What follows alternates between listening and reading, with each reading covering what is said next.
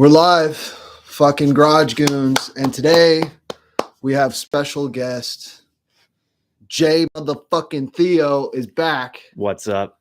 and he's gonna talk to us about what he's got going on lately, and he's got 7 years in the game now since 2016. Isn't it crazy when you think about like 2016 and now it's 2024? Like how fucking fast that flew. Yeah, I remember. I honestly remember releasing my first single. I remember making my first video. I even remember recording my first full length album back then.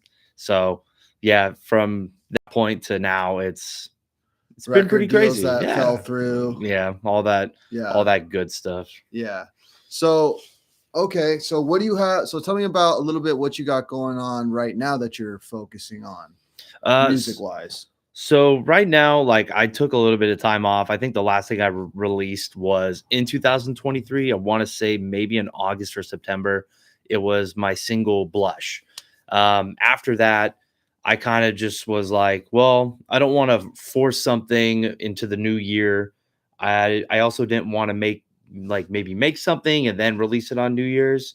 I kind of figured maybe I should just try a different direction, see where how I want to make it, what direction I guess I wanted to go with. So I kind of just took the time off and just kind of enjoyed life for what it was and for what it is. And now I'm basically back at it. I've just got to figure out, bits and pieces of stuff that I'm putting together. But I mean, other than that. So you mentioned like a new direction or like maybe adding some new elements to it. Can you talk about that, or is it all kind of under wraps? No. I mean, you of all people know me very well that, I just didn't listen to hip hop growing up. Listened to a lot of alternative stuff, metal, rock, new metal, however you want to put it. And for me now, I kind of want to just test the waters of maybe trying something that isn't just, straight hip hop, rap, keeping those types of elements, but, just, doing a little of other stuff, like maybe alternative sounds, using my vocals instead of just rapping now. I'm able to do metal vocals to an extent, not the best, but with the power of producing and, my buddy who does the mixing and mastering, make me sound like $1,000,000.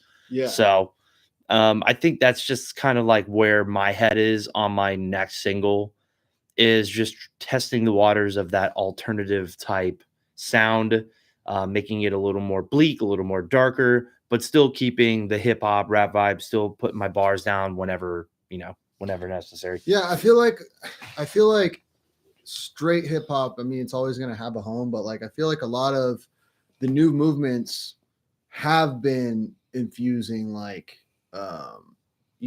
rock elements, metal elements, emo elements for a while. Sure. That's been going on for a while. I mean, there was that whole, when the first SoundCloud wave kind of rolled over all of us, and you had like Peep and XXX and, Ski Mask and whatever, all those guys, they kind of they were thrown into like the hip hop category, but if you listen to their music, their first shit was not. Yeah, it isn't anything like what you would consider like hip hop. It's like stuff that would play, like if anybody cared about radio.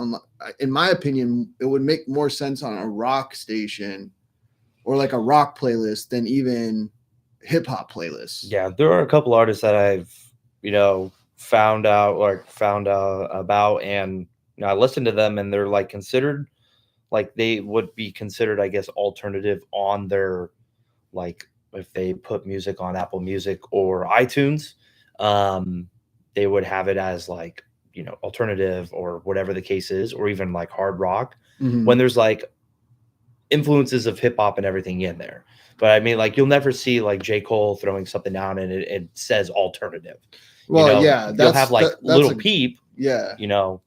He obviously was, completely brilliant with, infusing all the emo type stuff, the alternative stuff, and, rap and hip hop, and I mean it works so well. So yeah, that's cool, man. Yeah, I mean, if you want to use examples, J. Cole is like one of the most rapidy rap dudes like there is out there as far as just yeah, he's not going to stray, but I'm just saying like the new young crop of talent that's coming out is like that's becoming more the norm, and even producers they're not getting away from 808s and like southern style beats like that first came out at like Zaytoven and all that. They're not getting away from it, but like you see a lot of just rock being infused into like regular ass hip hop beats now, like a lot more strings, a lot more guitar in the background. Yeah. I'm noticing that all over the place. Yeah. You can definitely hear it. Yeah. Like it's not just all synths and beats and 808s now. Exactly. Yeah. It's all over the place, which is kind of cool to hear some stuff. And then, I mean, if the right artist, not saying that all artists do it, you know, correctly, or not even correctly, but, you know, it's not like appealing to the masses. You know, once you find that sweet spot and you know how to work with it, it's almost just like finding the holy grail, and you're like, oh shit, like, well, yeah, I know what I'm doing with this. And then sometimes artists just jump into it and they're not really, I guess, squeezing the juice for what it's worth. It's just like they're just trying to see if they can maybe do it, or maybe it just make a quick buck. I have no idea. Yeah, I think once the record label latches onto you and you've proven to make money, they don't want to take any risks. No, which is also it's like a double-edged sword, because it's like on one side it's like, yeah, you don't want to like let this guy go all crazy with his creativity, but because like he could make some weird shit that nobody buys. But on the other side of the coin, it's like that's why guys get flushed down the toilet like after they have like 2 years in rap, even though like they started out off a huge smash single. It's just they get like chewed up and spit out of the game because the rap label's like, yeah, do that again. And then they make it again and everyone's like, yeah, but we already heard this shit. Yeah. And that's just like who they are now. Yeah, yeah. They're not known for anything else but that. Yeah, exactly. So yeah, it's an impossible task to stay true to yourself, stay relevant, and, you know, and try to please everyone. And you can't. So like, you know, at the end of the day, I really respect that you're experimenting and trying something new, but also not completely abandoning kind of like, you know, where you started. So yeah, I mean, I'm never going to make anything that, I mean, it sounds selfish, but like the music that I make, like obviously I want to like it as much as the people that are going to listen to it. That's important, dude. Like, I don't want to just make something that, you know, people are like, wow, this is great, but I'm not okay with it, because then inevitably, like, what was the point of me creating something like out of my psyche, like lyrically, and like how I, you know, want to put things together, how I want to string this, like what do my hook sounds like, you know, where do I want to like hit mainly on the bar. I mean, for me personally, it's just, it sounds selfish, but I want, like, if I like this song, that I like my next single that I create, if I really enjoy it, but not a lot of people do because it's not their thing, then that's, you know, perfectly fine. Like no one's going to like everything that you put out. Like, I mean, no, never. It's, I mean, it's bound to happen. There's no artist out there in the world that everyone 100% agrees that they are like, everything they've put out is fucking amazing. No, that's never happened. It just doesn't happen. Yeah. That's super true. And like, I like that. I think too, like you have to, like you were just kind of like echoing what you were saying. It feels like you have to, I don't know, you're a performer, but you have to like what you put out, because you never want to be the guy where everyone's cheering for you to do the song that you fucking hate to do, because that translates. You know what I mean? So no, definitely. So, all right, well, cool. Well, okay. So now going back a little bit, we've talked about what you got coming up. Do we have a date or a timeline you think it's going to happen? Oh, probably not. I mean, okay. I can't really, I mean, I'm hoping maybe like next few months. Go follow his socials. They're linked in the description. Yeah. Check it out. All the shit's in there. Yeah. All the links are there. Spotify. Stream his shit. Music. Stream everything. J-Theo's got some really fucking hard tracks, man. 7 years worth of shit, man.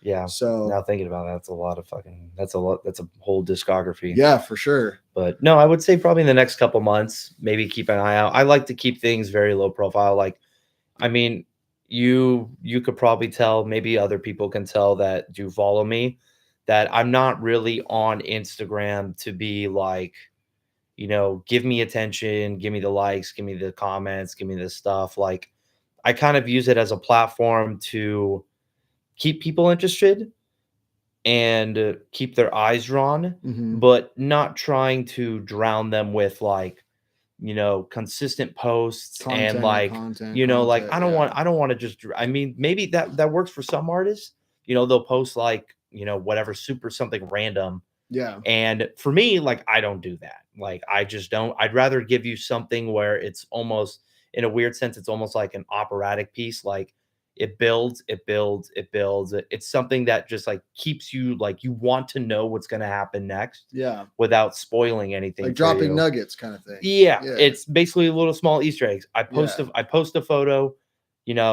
cool little caption that I'm trying to draw your eyes. I'm trying to draw your attention. And then I work off that, I do stuff, I, make a story, make a couple things like that. That's just how I work.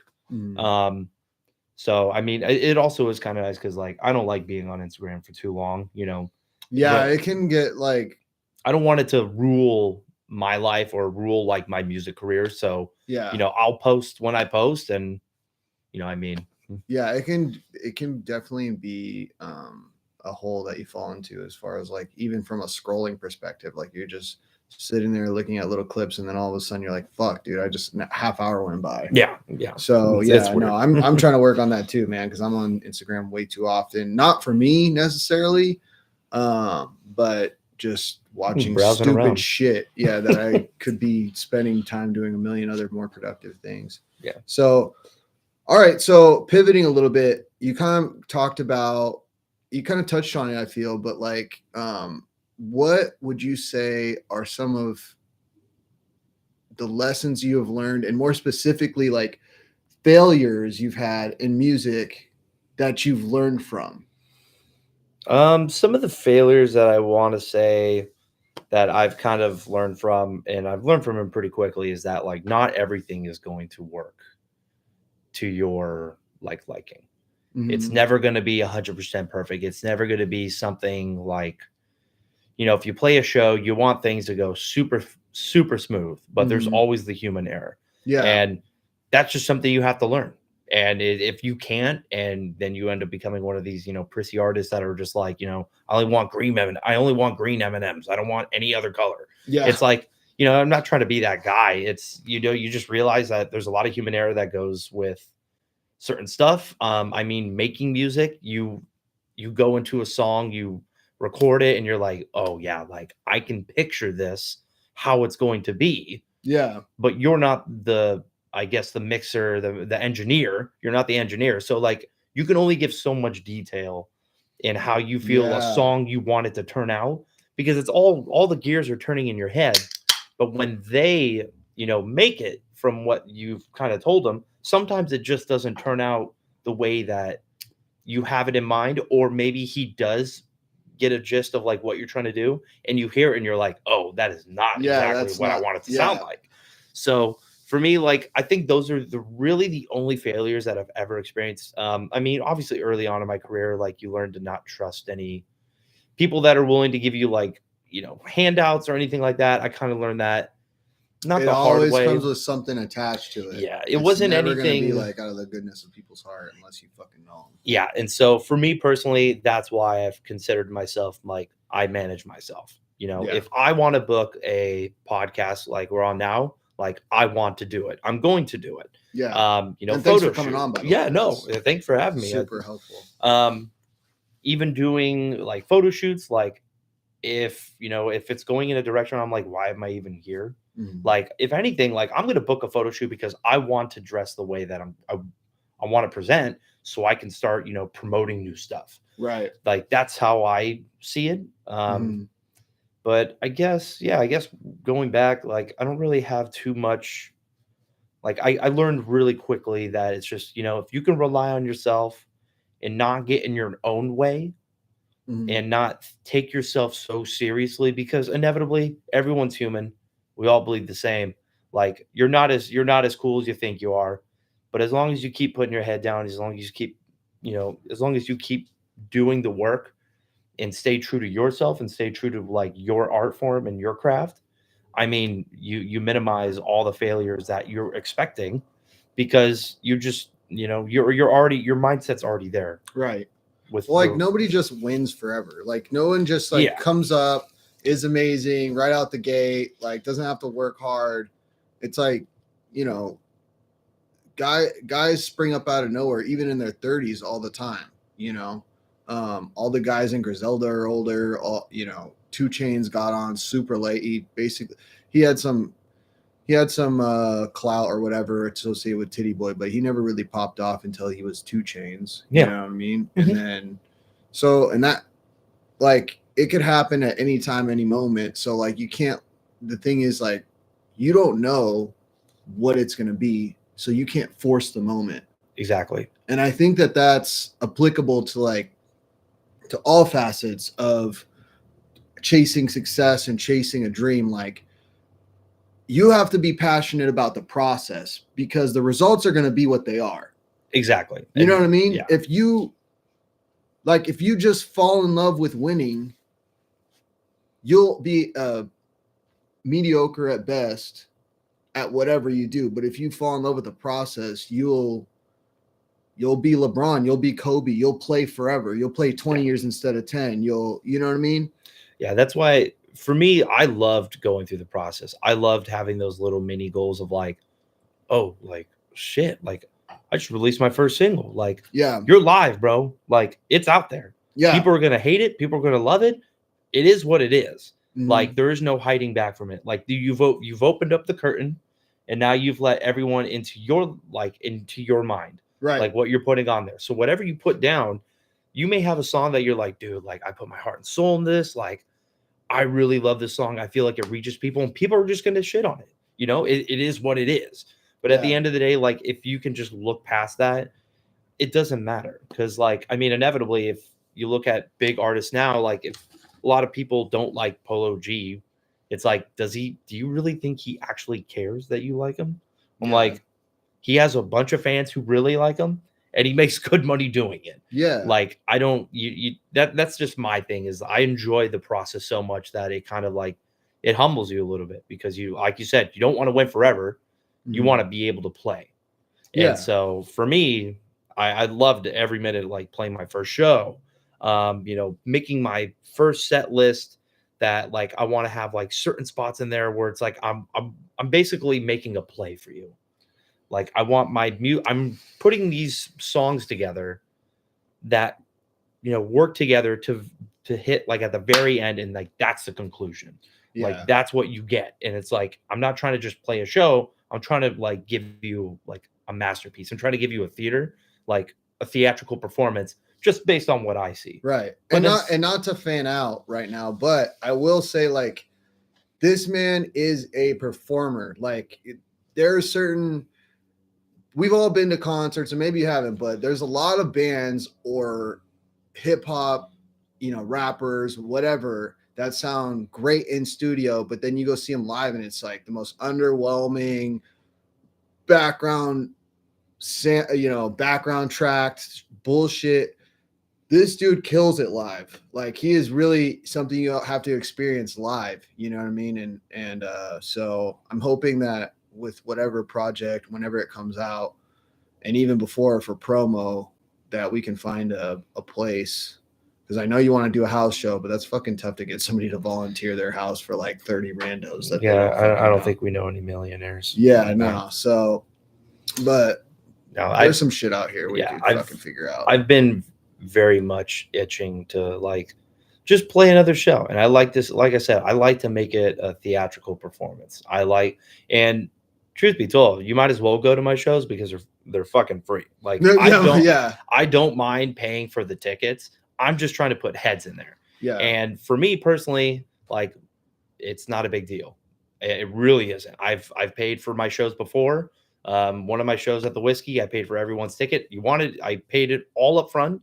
And I was like, if you want a ticket, just show up. Just show up. This is what I'm going on. Yeah. You want a free ticket? So basically, you could have gone to a free show if you just asked. Yeah, and it was fucking awesome, dude. I really appreciate that aspect of you, because a lot of guys just want to go in the studio, drop songs on SoundCloud, and like, be a millionaire. Maybe make a nice music video here and there, but then you never see them out. And I think that's such a, I mean, it's a way to do it, and you can do it, but I don't know. I'm a big fan of live entertainment of all sorts. I see stand-ups, comedy, fucking, we've been to hella concerts together. So it's been a lot of things. So now on the other side of that, what are some like successes that you would say that you've had that you've like that you're proud of, like moments that like really like spoke to you that like meant a lot, I mean, you were actually there for one of them. Yeah. When I did a strip down set in the what is it, the library? Yeah, they had open mic at the TO library. Yeah. So I did a strip down set of like a couple songs and basically kind of did it like spoken word kind of, but I still had, the sound in the back, the instrumentals in the back, but I just kind of did it my way. Yeah. Rather than how it sounds live. Yeah, you did like a totally like it reminded me of like a unplugged rendition of it. Yeah, and I was really happy about it, and I was going through a really, like, I guess what you would call a rough time in my life. So I felt it was really kind of cool, and like I had a little girl come up to me and go like, "That was probably like one of the coolest things I've ever seen in my life." Yeah, and like I really liked what you did, and I really liked the music. I thought it was great, and like. For me personally, it's like, I'm not a millionaire. I love the music that I make, but for something like that, I think that hits home a little more. And when you have your own friends and like fans who like message you, or personally, call you, text you, whatever the case may be, and telling you that, hey, like this song, like, I don't know where like what hell you went through or what you got put through, but like, I feel that way too. Yeah. And it's like, and that's all I ever want. Like my music is to just, it just expose you for being a human, and that's it. Because we all are. And the cool thing is like, she didn't have to come up to you and say that, you know what I mean? Like she could have just been like, "Oh yeah, hey, great set, cool, thanks, bye." Yeah, and I would have been okay like with that was awesome and dab you up, but like she actually took the time to like come up and say, "Hey dude, that was really like impactful." I think she was like, what? I was there. She was like 9 or 10, maybe. I can't remember if one of them. I can't remember it because I want to say in the YouTube comments, didn't one of them like comment and they were like, "Hey, I was at like your strip set," or like they said that they were either at one of my shows randomly or they were at that strip set at the mall, and I was like, what? And like they're like, yeah, like I was there, like, do you have any merchandise and like all this stuff? And like unfortunately I didn't have the time. Yeah, I just kind of make one-on-one things, as you can tell with the hat and the jacket. But for someone to like go out of the way to look up my video, go to the comment section, personally reach out to me, like I take that to heart. Yeah, I think the J-Theo embroidery and signature looks pretty dope. Yeah, so if you get back into the merch game, I'll buy like a t-shirt or something. Yeah, I have ideas that I like to throw around in my head where I'm like, man, that would actually be kind of a cool shirt. It's just like, how much would I want to make, or do I do like a limited drop? Do I only do like 5 2X, 5XLs, 5 large, 5 mediums, 5 smalls, and just I would say get it printed and then show it to the homies and then get their money, and then that way I'll give you money ahead of time. I don't give a fuck, but like, and then just have it made. I actually at least initially, and then if a lot of people, then you might have to get batches. I actually have like a list of people in my notes where I'm like, if I were to make a shirt, like what size do you wear? And they were just giving me sizes, and I went through like 20. Everything shrinks in my dryer, dude. Yeah, I don't know what goes on in there, but like everything is size it down one. Yeah, I gave them. I think I have like 20 names in there, and I'm like, that's fair. It'd just be awkward to have like 7 smalls, 4 mediums, 2 XLs. Yeah, but it's like, it's just the name of the game. Like, you love to see your people wear your stuff, and it's not like I'm here to make like some BS merch, like $30 for this, and it's like, damn, your bro, like I wouldn't nice. even It's make embroidered. that. It's not print on. So yeah, I made this at I can't remember where I thought I made it, but like I guess I'm gonna have to do it again because I don't like the tan.